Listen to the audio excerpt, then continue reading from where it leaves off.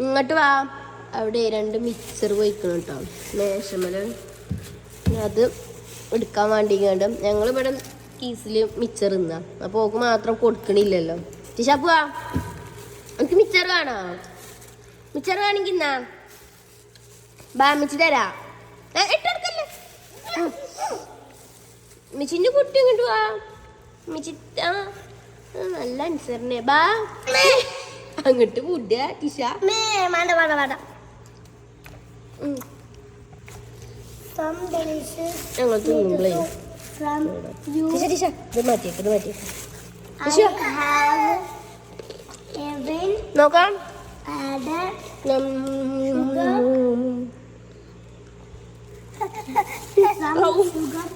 നിനക്ക് കിട്ടിയില്ലേ?